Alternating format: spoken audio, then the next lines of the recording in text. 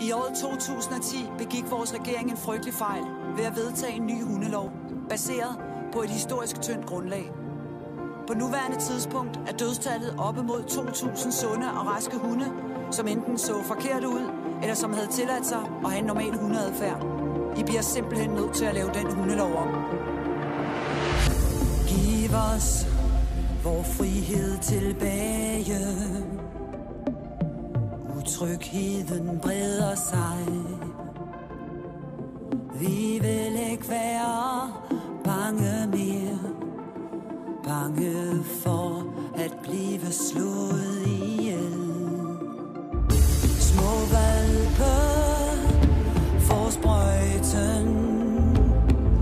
I sender dem mod regnbuebroen. I knuser vor familier. I knuser vor